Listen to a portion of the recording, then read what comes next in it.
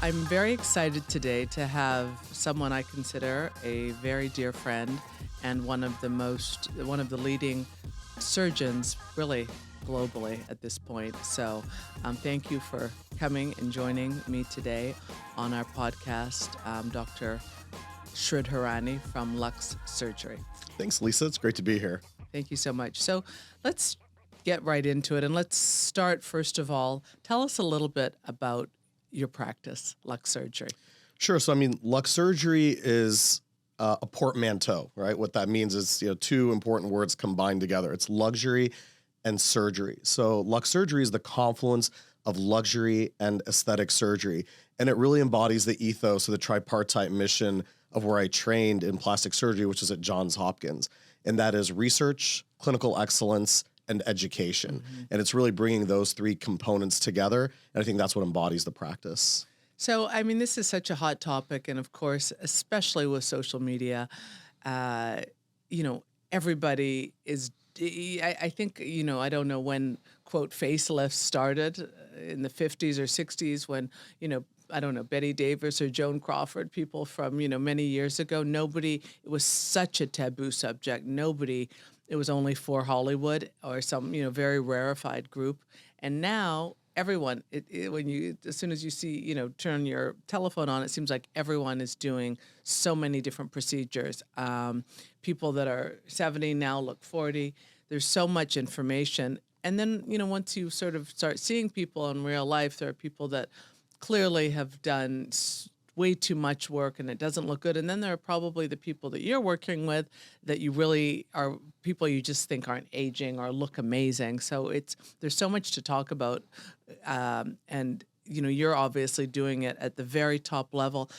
What are the first impressions when a client comes to see you? I'm curious about first impressions. Sure.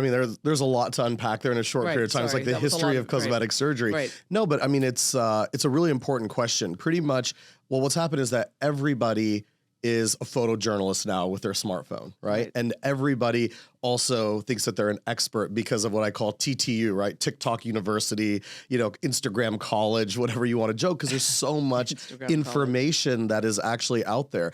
In a lot of ways, it's great because it's normalized plastic surgery. Mm-hmm. It isn't as taboo of a subject as it was just a few decades ago, right? Things like Botox, those are just the fillers. These are part of people's maintenance. It's part of looking and feeling their best. The problem is that we tend to sensationalize the bad outcomes. Right. And because everyone is a photojournalist, literally, and can capture whatever they want in whatever candid lighting they see of a celebrity or someone walking right out of a clinic when they're a little bit swollen or recovering, all of a sudden it sensationalizes these crazy outcomes. So, when you're talking about first impressions, really it's about making a diagnosis and then creating a treatment plan. Right. Aesthetic medicine is not unlike other medicine. If you go to the cardiologist's office, they don't just say, hey, take some insulin, take some Lipitor, take some of this. They say, what's wrong? Make a diagnosis. Mm-hmm. So I think, first impressions are to really understand what are the patient's goals and can we execute a plan that puts us and aligns us with matching expectations to my skill set. But that can be a differential because there are clearly people that just do whatever the patient wants, even if it isn't necessarily, doesn't help the cause. So where do you sort of put your, line in the sand for someone that may see or want to do things that you don't think work with their symmetry or their, the longevity of. Yeah, so it's a really important question on when do you say no? Right, when do you say no? I was taught a very valuable lesson by my mentor at Hopkins, who was the chairman of our department. And he said, Sachin, when you get to New York City, remember you're going to make a living based on who you take care of, but you'll build your reputation based on who you say no to. And that really was a profound statement. It really stuck with me because ultimately, we have patients on a daily basis that come in that ask you to do things or create some type of aesthetic, and you want to make the patient happy. There's a lot of motivation in a lot of different ways. You get to take care of someone that wants your services, that wants your skill set. They're obviously paying you and compensating you for it. but do you have the ethical and moral element within you Right. to say no? Right. I don't think this is a good idea for the following reasons. And I think once you actually master the ability to say no, and that you feel comfortable and confident in the practice and the business that you've created, you realize that you're standing in really great ethical grounds as a physician, and that they might find someone else to do that operation for them.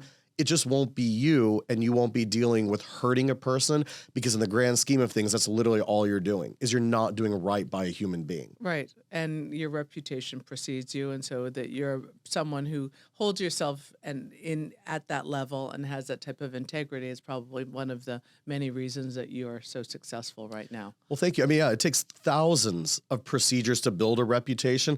It takes one bad one to destroy it. Absolutely. Absolutely. And that's with a lot of fields. So going back to aesthetic design, real estate, the first impression when one arrives at LUXURGERY, where your patients come to see you, of course, they're coming in from all over the world. You're across from Central Park.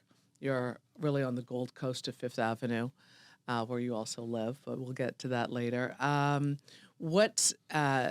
Why did you choose? Obviously, there was a lot of thought and intention. I doubt you just, arrived there. Tell us a little bit about that, because I also think it is about the brand and the presentation. So from that, going back to first impressions when clients are flying in to see you, tell us a little bit about that. Yeah, I mean, the practice itself, again, embodies luxury and aesthetic surgery. Right. And so when I look at, competition in this space, competition is healthy. Right. When someone's like, another plastic surgeon opened up on the block, another injector is now injecting right around the corner. I'm like, that's great. Is that a name? Yeah, it's Another exactly. Another injector, another clinician who injects toxin filler. I mean, the world's most frequently performed procedures for aesthetics are Botox, the botulinum toxin, and fillers. It's not surgery. Right. So that is a huge multi-billion-dollar industry in its own right, which takes care of millions of people per year, which is always going to surpass the number of people that elect to go under the knife, per se. Right. So, for me, it was our practice and our brand embodies luxury. And truly, we wanted to curate an experience that we felt was unlike any other experience in aesthetic plastic surgery. And one of those things is going to be, as you know, location, right? What you do in real estate. And so this Gold Coast of Manhattan, being across from the park, next to the Frick, it felt special. It felt good. It felt on brand for what we wanted to create. It's part of our culture.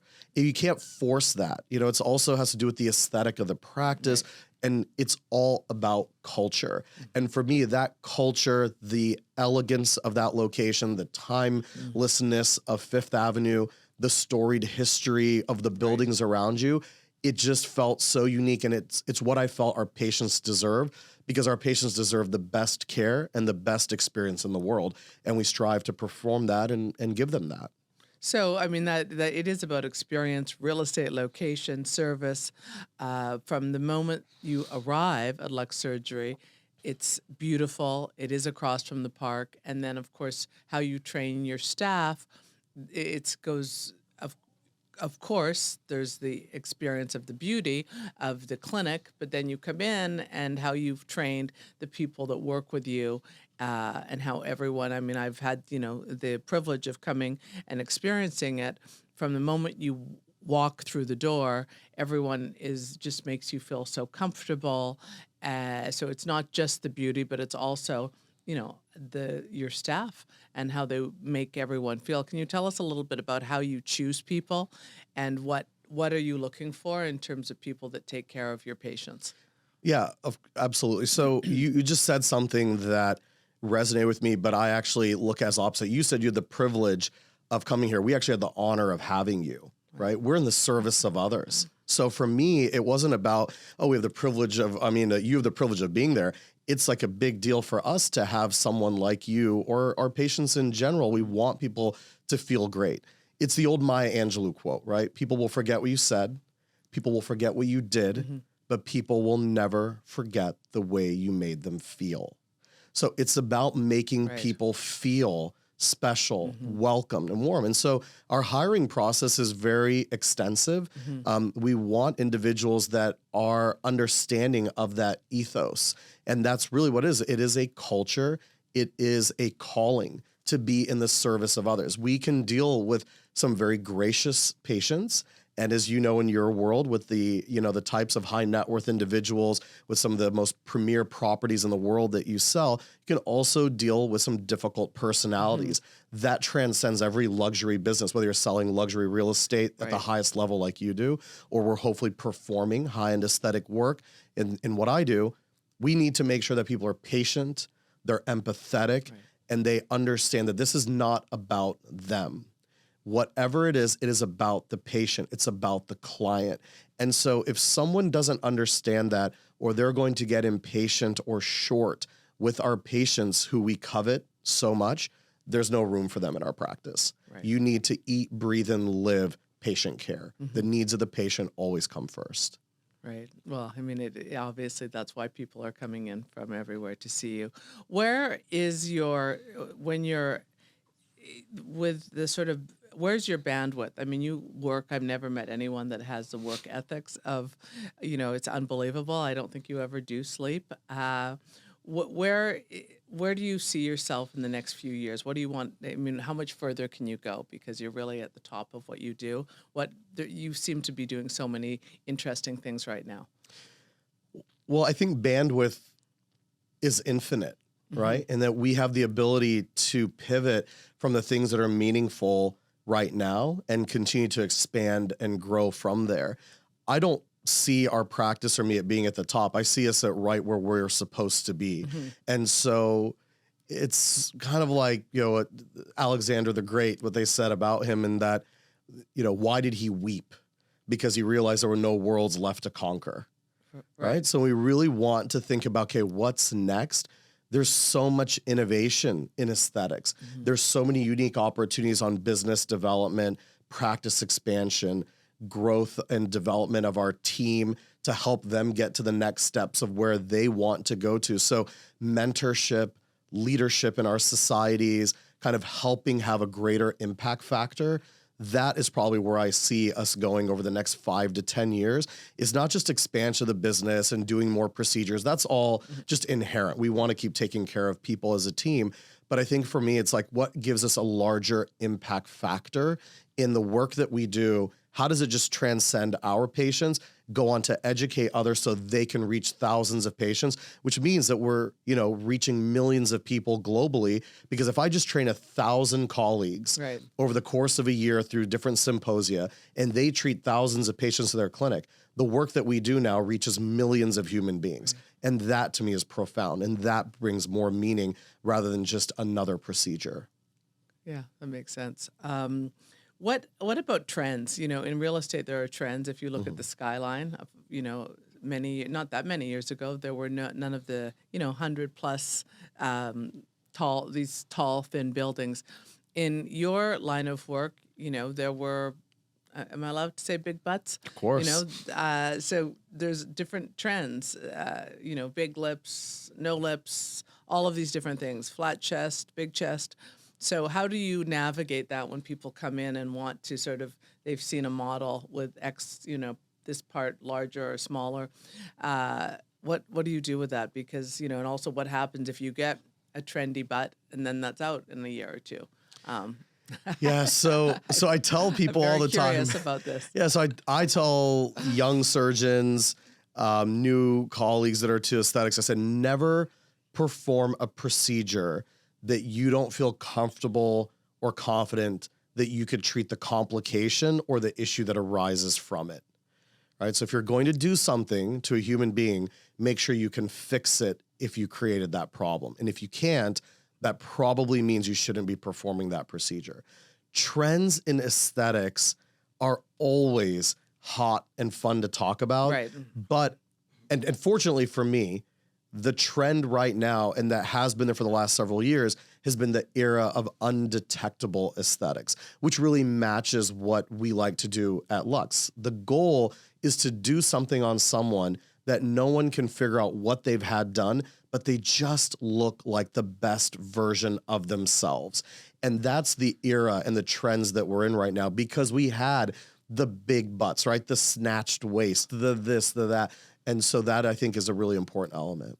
I'm sorry, I've gotten stuck on butts, but what happens when someone is getting older or that's no longer trendy? What do they do with that?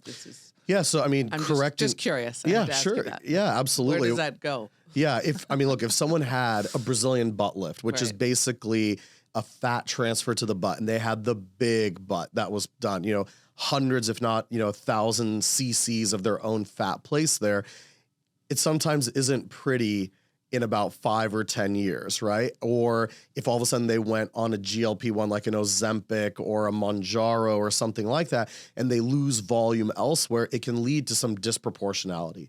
So correction often involves removing it, which is typically done with liposuction. And then with the loose skin that's left, you often have to do a lower body lift. You have to tighten the skin. Wow. Think about the butt or the tummy or any of these areas like a balloon. Right. The skin is analogous to the rubber of the balloon. And the air filling the balloon is, dare I say the F word on air, fat filling the skin.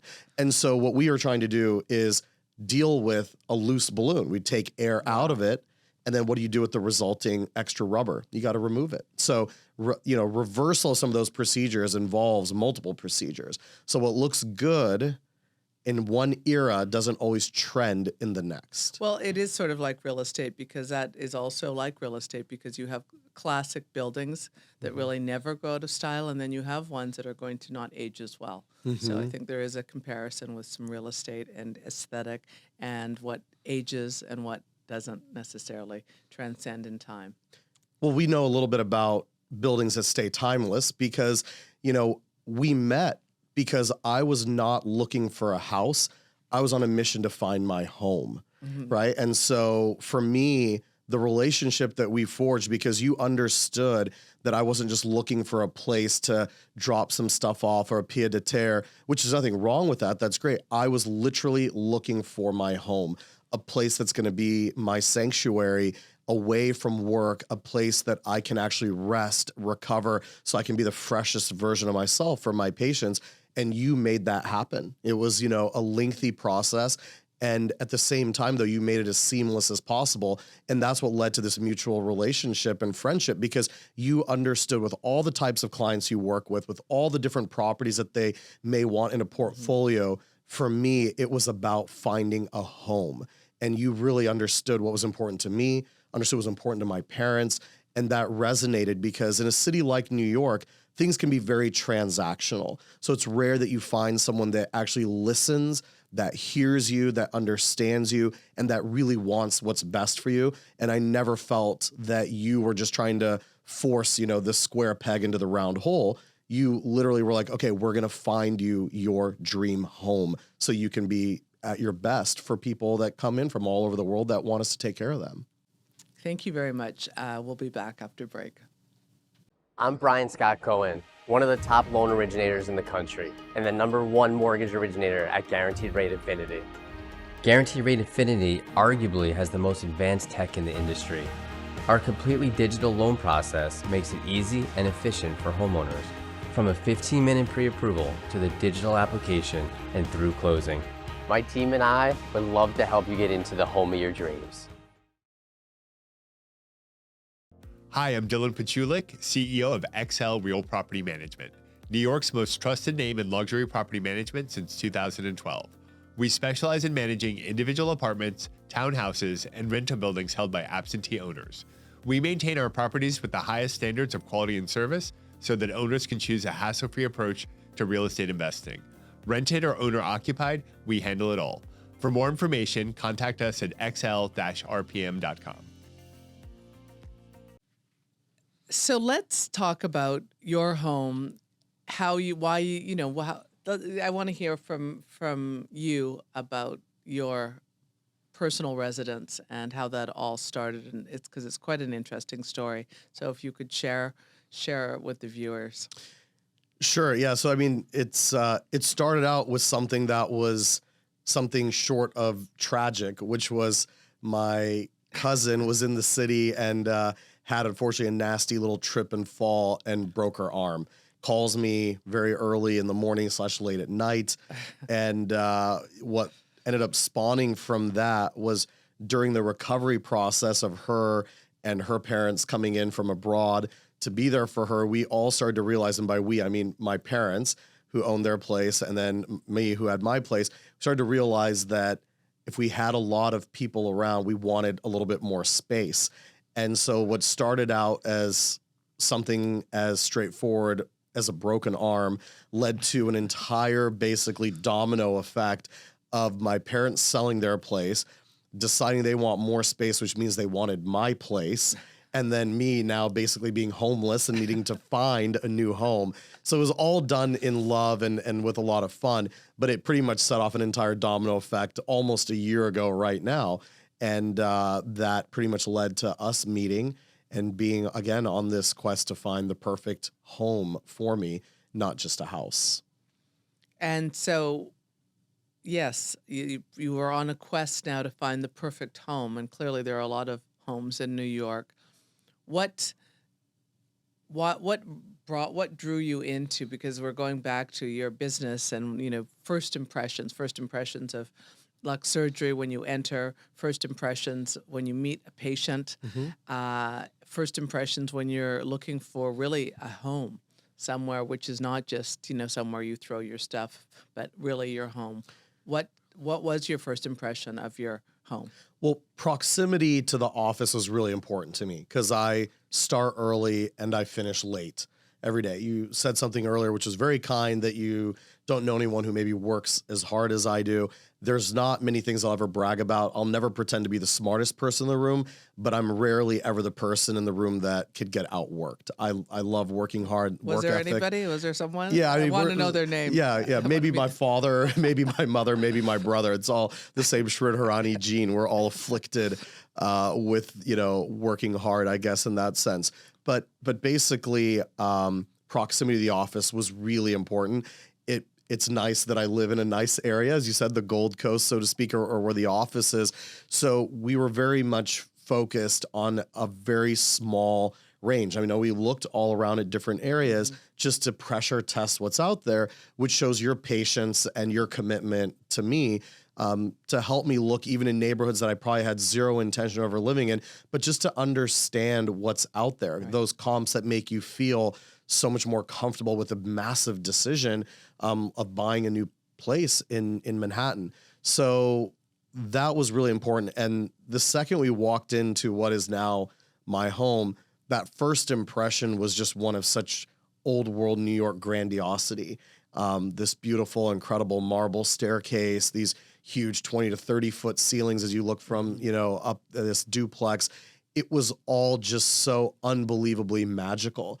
And it reminded me of, and brought me back to being a child and having aspirations of one day being in New York City, having a staircase in my home, feeling truly like what would be the king of the world in my own little fiefdom in my own place. And that is what really first impressions set it off to be able to see it. And after that, it was like, there's nothing else is going to compare. How do we make this happen?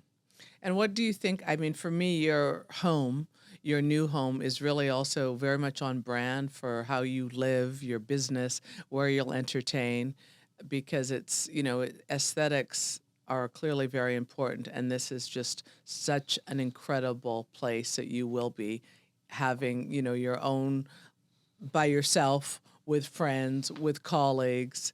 It's also part of your business, I think, and lifestyle. It's in alignment. Well, in plastic surgery is one of the few last bastions in medicine that allow you to be very entrepreneurial and be a business owner. Right. Throughout a lot of other elements in medicine, there's a lot of consolidation, right? And what I mean by that is there's not a lot of private cardiac surgery groups. They're owned by the hospitals. Not a private orthopedic groups. They're partnered with the hospital. There's consolidation in medical dermatology with private equity buying up and bundling up hundreds of practices together. Plastic surgery still allows you to be an entrepreneur, to be a business owner, whether that's good or bad these days with navigating certain challenges. But you can create a lifestyle and a brand that fits your culture and idea of what you want your life to look like. I wanted a home that would be part of an extension of that. And this is that home. It has an incredible, sort of grand salon that looks out over Central Park, which gives me the ability to host, could do business meetings. You can have a library or a study, you could have a viewing room or a theater. There's so many things that are all about aesthetics and the visibility of what we need to look at whenever we're preparing for surgeries. AI has a huge impact now in aesthetic medicine. This home has the ability to curate a lot of different areas that can really help foster either sanctuary and peace or promote work and growth and fostering new collaborations and partnerships. Absolutely. And I think something that you just said, I where we have, an alignment is with our clients or friends. We are looking at it long term. So when I am, when I had, I'd say the privilege of selling 936 to you, because it really was a whole experience, and it is so meaningful to me because it is the perfect place for you, but it's not short. This is not a transaction. This is a long-term relationship, and I think that's something we both bring to our business, because there are many surgeons. There are clearly thousands of brokers, so what is the differential? And one of them, I think, is that we are not transactional. We really do care, and we want to, we're going into this with a long-term objective. That's felt, right? There were other people that we interacted with that, and again, say we as my family, myself and my parents and things like that. And those did feel very transactional. Right. The conversations, the follow-up or lack thereof, just sort of some of the things that come up. It's not unlike, again, an initial consultation with patients in our practice. There has to be chemistry when you're trusting a person to put you to sleep, take you apart, put you back together the way that you want, and do this in a safe way. And then similarly here, if we're going to spend the time outside of my practice, on my personal time, be looking at places, you're having to displace people that are living in that home and asking them for windows, see them, where, it matters that people feel that it's prompt, it's on time, that they feel valued and respected. And not everyone else did that. The number of times where I showed up to a property at 2 p.m. because I have a small window before you and I met, and I'm calling and waiting on the person that wants to profit from doing this. It's like, how are you not there 5 minutes or 10 minutes before I got there? Right. This is what you do for a living. So we value people's time. Exactly. And also just that I was able to sell your parents' apartment and your apartment. It becomes sort of not generational, but it's part of the family, the larger family. And the same for you with patients. Obviously, you start with perhaps the father or the mother, and I'm sure it just extends. 100%. Right? Of course. I mean, will people trust you? If they trust you to take care of, we've had this conversation and laughed before where like a mother and a daughter will come into the practice and I'll be taking care of the daughter. She may want, let's say, a breast reduction. She's in her teens and may have been, born and developed very quickly, and all of a sudden wants, feels uncomfortable with her body and knows that she wants to have a smaller chest, that she wants to be able to be a very competitive athlete, or all these things. And so I'll do the procedure. And then mom, 6 months later, after everything's healed, comes in, is like, I'm ready for a facelift. Mm-hmm. And I'm like, how funny, you had your daughter go first to pressure. It's like, oh yeah, I had her pressure test to make sure that we liked you. Mm-hmm. So it's kind of funny how that happens. But once you have the trust of one family member, it just cascades. And it's not, again, unlike what you do. You have the trust of me, so you have the trust of my family, trust of this friends, the number of people that in a short period of time, because we know you'll do right by them. You're not just driven for a transaction. You're driven by trying to do right by people. Right. And that, again, comes through very clearly. People feel that. People definitely feel that. But I think going back to sort of alignment and being on brand, if someone is, because of social media, everyone can look great, but then you see that, I don't know, that everything is disorganized or chaotic, and this isn't about an expense necessarily at all, but it then is not on brand, or someone comes across one way and then you find out their lifestyle is completely opposite to what they're saying. Mm-hmm. You just don't have that trust anymore. So I think for what I'm hearing for you, everything is, it's not just on brand, but it's who you are and how you live. It's not that behind the scene there's, so everything is Consistency is key, Consistency. right? Consistency in Thank how you. you Right. carry yourself and how all those things matter. I mean, it's why when you've been to our office, of course, to visit, and people will come in and they'll say, "Oh my gosh, who was your decorator? Who was your designer?" And I'm like, well, you're looking at him. We didn't want someone to just put together something that looked great that doesn't actually represent who I am, or it does represent who we are, but I wasn't able to actually have the foresight to see what this should look like. So if you find the attention to detail in the office with how it smells, how it looks, if that's how much we cared about how the office is, imagine how much I'm going to care when I'm taking care of you and you're on the table, or you're in the chair and I'm injecting and doing fillers or Botox. We're looking at, this is a game of millimeters, precision, control. Those are the things that matter. And so it's got to, again, it just transcends and permeates into your entire existence. Well, I just sort of a funny detail. I'm just thinking of it now, but when you were purchasing the home that you have will be living in, you were noticing details that I hadn't seen, and I like to think that I see almost everything. So you have such an and I guess that is one of the many different things that differentiates you. You literally see things that nobody else sees. And then I sort of got you back when I was getting my Botox because I was like, wait, what about that? And you're like, it's fine. No, it's not fine. Revenge. But it's definitely having an eye and seeing things that probably most people wouldn't recognize. Well, it's a blessing and a curse, right? Because at some point also the architect or the designers or the GCs are like looking at, they're like, we don't see that. And I'm like, no, but sand it down. I promise there's a shadow at 11:59 p.m. that no one else sees, but I'll film it for you. They're like, okay, we'll just sand it down. And and similarly for you, you're like, no, I think there might be one tiny wrinkle. I'm like, Lisa, you're very youthful and very lovely, but there might be okay to have one wrinkle. And you're you didn't say very youthful. Yeah, I take it. But I'm saying it now. We'll go on the record with it now and say that. But again, similarly, like you're going to see one little thing, but we're in a game of millimeters, and we strive to give our best to deliver. Right. What do you think about the concept, not just of surgery or all of the, everything that you do, but wellness, where it's not just, it's more holistic? How do you bring that into your practice? Sure. Well, we've now realized the value of beyond just cutting and injecting. Right. It is an entire segment of aesthetics, which is also feeling your best in addition to looking your best. So wellness has entered into aesthetic medicine. The issue is that not a lot of it is pressure tested, right? There's this huge push on peptides and this peptide and this. And the problem is that there's not a clear pathway through the study of them, through the FDA approval process, actually having them as drug delivery. And so what happens is that people are getting on a lot of different things, but we don't really know exactly what they're doing and how they make people long-term actually respond. And so wellness is a new frontier. It's been around for a while, but it's really now become into everyone's sort of lexicon.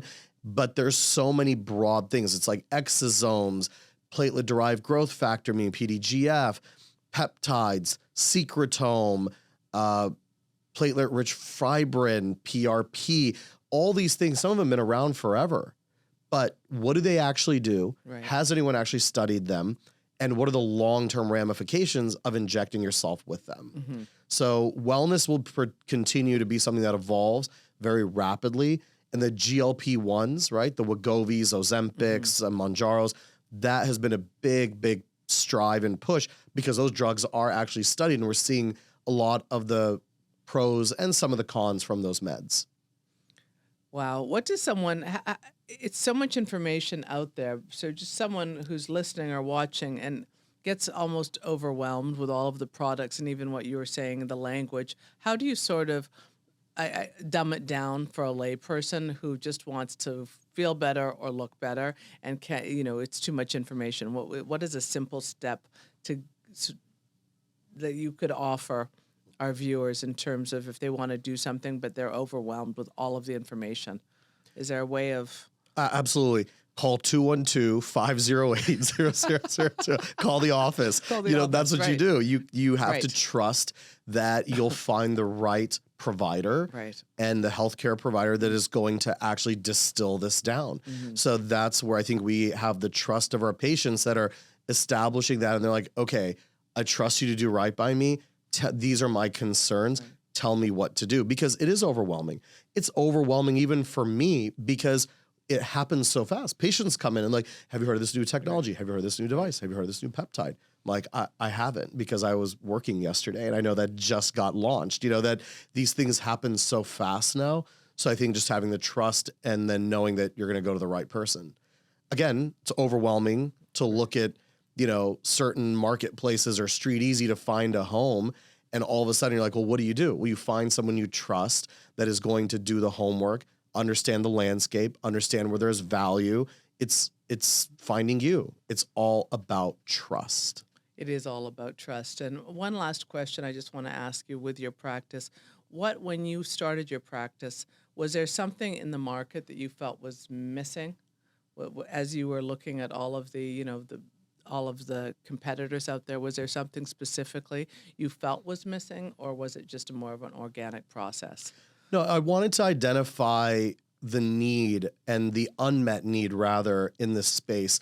And the anchor of how we really started to build the practice was that I was a surgeon who understood the significance of non-surgical modalities. Right. And so what I mean by that is I could cut, I know how to use my scalpel, but I understood that people wanted my expertise, but may want a syringe instead. So they were tired of getting poor outcomes from people that maybe didn't understand the anatomy, that didn't understand what could be done with something that was less invasive. And it was like, surgeons cut. If you want something else, go to somebody else. Right. And so I saw this unmet need where people wanted my expertise. They're like, if you could do my facelift, if you could do my rhinoplasty, you could do my eyes, you could do all these different things. I don't want that, but do you think you could still make me look good or the best that I can without surgery? And I was like, here's a unique opportunity. Now, a lot of surgeons inject. They don't just hand that stuff off. But if you look at it 14 years ago, if you were in New York City, you would be hard-pressed to find a plastic surgeon that was willing to pick up a syringe because they were like, I only use a scalpel. Right. So that's kind of, I think, where we really started. And then from there, of course, it's evolved. My last question for you before we do just a couple of fun ending questions. For me, people will ask, where do you specialize? Are you uptown? Are you downtown? I know my answer for that question. What do you specialize in? Because everybody likes to categorize people as, he's the breast person, he's the facelift. So again, I know the answer if someone asked me about what area of New York I specialize in. What's the answer for you? Well, what area of New York do you specialize in? Everywhere. Perfect. Good answer. So I'm glad you asked. I was waiting for it. Yeah, well, I mean, we didn't script this, but I think it's important. But I mean, my response is I specialize in the procedures that I love to perform. If I don't feel that I am in that moment, hopefully one of the top people in the world to perform a procedure, I won't do it.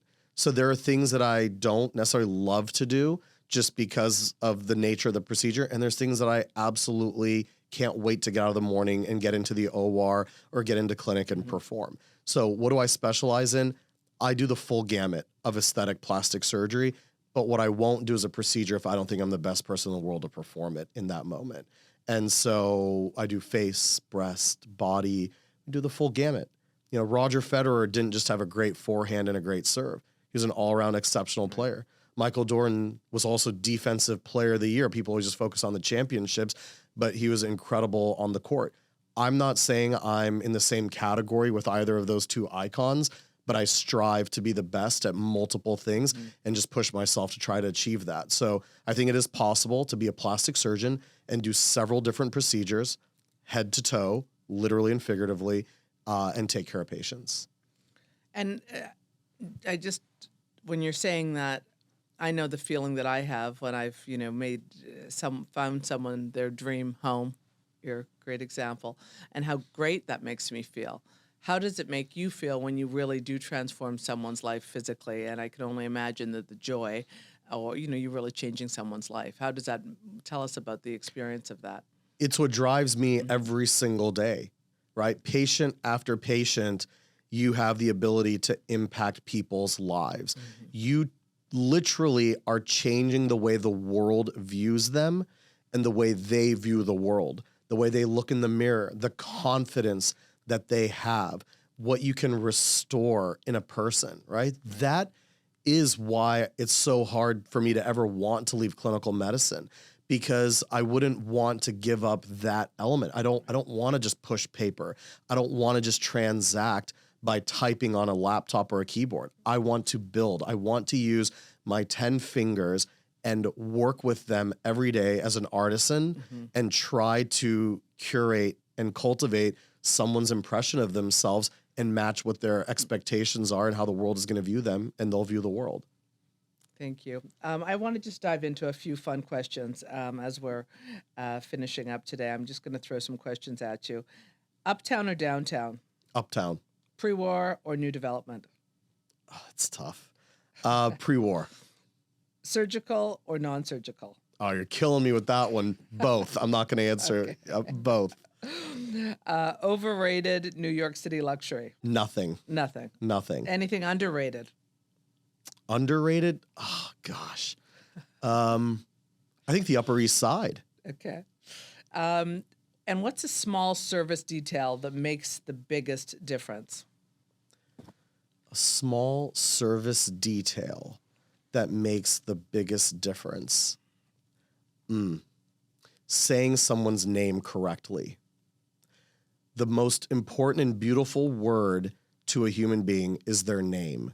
And so if someone doesn't actually take the time to learn how to say your name, that to me is bothersome and troublesome, considering my name gets butchered all the time. And so I think if someone actually cares enough to learn how to say it correctly and properly, that reflects back very nicely that you took the time and energy to actually want to get to know that person. I think that's actually the perfect way to end, because I think that speaks to a lot of the discussions and points that we've hit on today of authenticity and detail and, many of the topics that are important to both of us. So thank you so much. This has been great. Great. Thanks for having me. This has been amazing. Thank you.